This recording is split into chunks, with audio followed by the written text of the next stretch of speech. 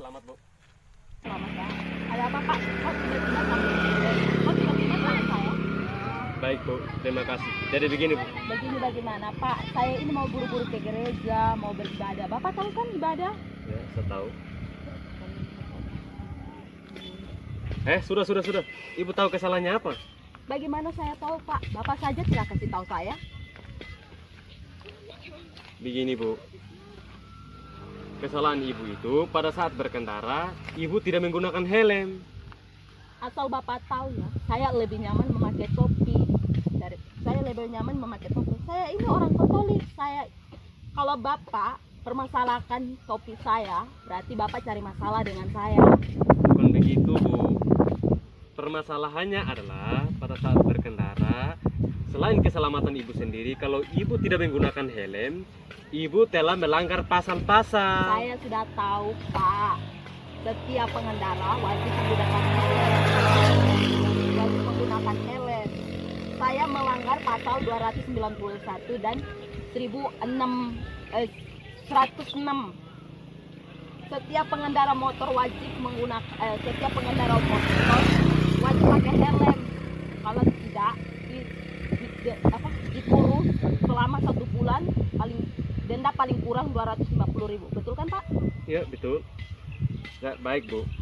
Nah, jadi begini, kewajiban saya sebagai petugas adalah mengingatkan ibu. Dan salah satu kegunaan menggunakan helm adalah untuk keselamatan ibu sendiri. Keselamatan bagaimana Pak? Saya dari dulu pakai topi tidak apa-apa kok. Tidak apa-apa kok. Sama helm sama topi sama saja kan Pak? Sama-sama. Coba Bapak banting helm Bapak dari atas. Kalau saya meskipun Bapak banting topi dari atas langit sampai bumi pun tidak akan pecah.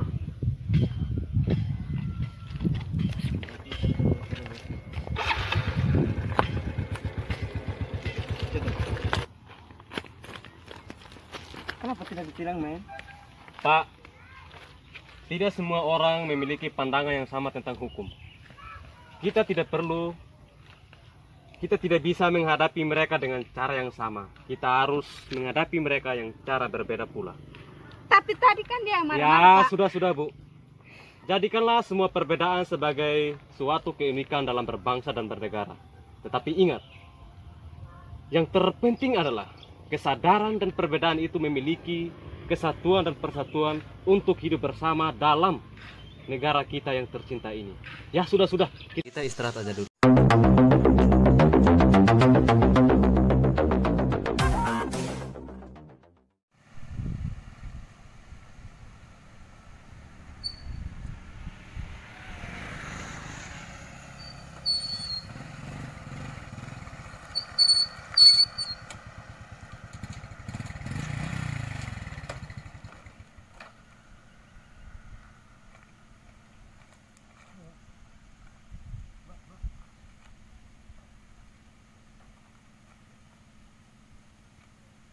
Halo Pak. Halo Pak, ini ada kecelakaan ini Pak. Ini tolong cepat untuk membantu yang korban ini. Supaya kita bawa di rumah sakit. Iya Pak, tolong cepat.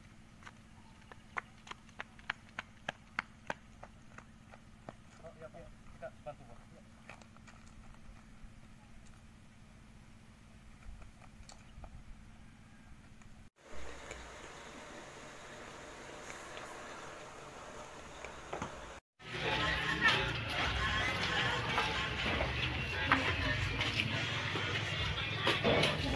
Apakah Ibu sudah agak membaik sedikit? Kok Bapak Ibu lagi-lagi? Ya sudah Bu. Istirahat aja dulu ya Bu. Tapi Pak, Sudah cukup. Saya tahu Ibu mau bilang apa. Ibu mau bilang kalau Ibu mau minta maaf kan? Ibu juga kalau mau bilang Ibu sudah menyesal ini semua yang terjadi.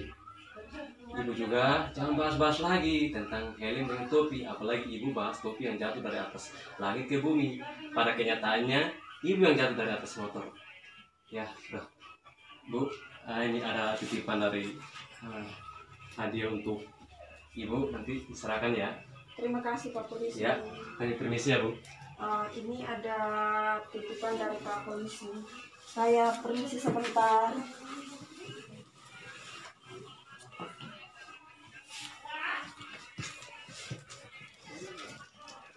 Oh Tuhan,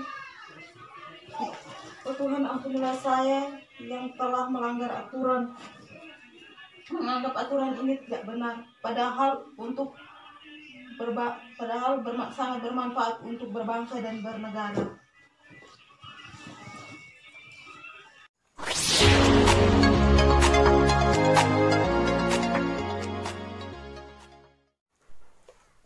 Halo teman-temanku semua, jumpa lagi dengan saya. Perkenalkan, saya Johan Umbu. Pada video kali ini saya akan menjelaskan beberapa materi terkait dengan anti korupsi.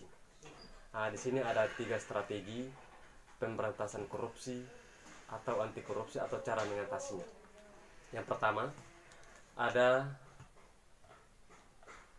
strategi represif, yaitu pada strategi ini penindakan hukum untuk penyeret koruptor ke pengadilan. Nah, sebagian besar kasus korupsi terungkap berkat adanya pengaduan masyarakat. Pengaduan masyarakat merupakan salah satu sumber informasi yang sangat penting untuk diteruskan oleh KPK. Nah, dalam strategi ini teman-teman, strategi ini yang dilakukan adalah yang pertama, harus adakan penanganan laporan pengaduan masyarakat.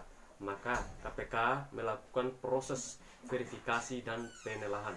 Di sini ada strategi yang kedua. Nah, pada strategi kedua ini agar tidak bisa melakukan korupsi.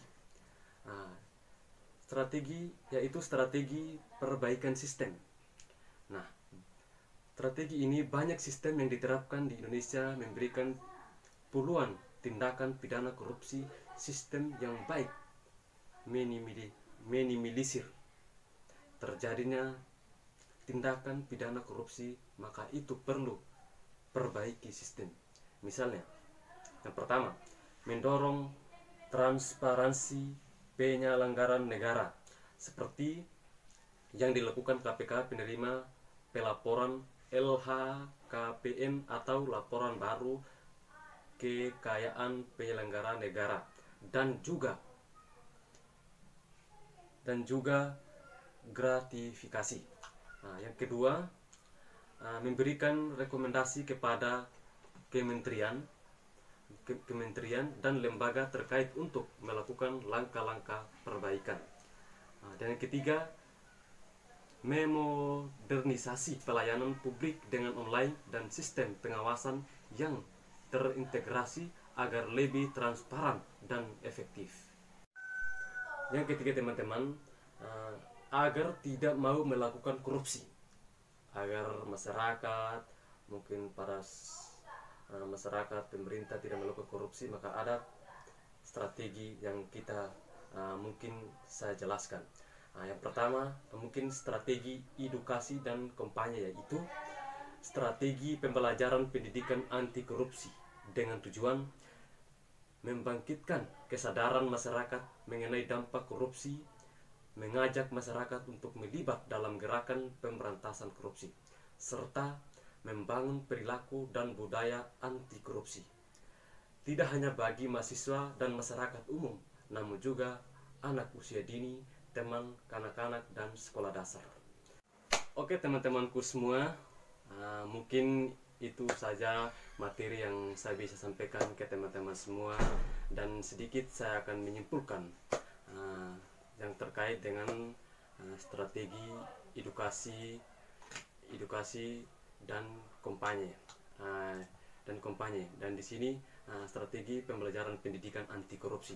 Nah, artinya bagaimana kita mengajak seluruh masyarakat atau baik masyarakat kecil ataupun masyarakat umumnya, kita mengajak untuk terlibat dalam pemberantasan korupsi, baik dari kanak-kanak, TK, SD, SMP, SMA, maupun perkuliahan, bagaimana kita untuk memberantaskan korupsi sehingga tidak terjadi lagi di Indonesia kita ini.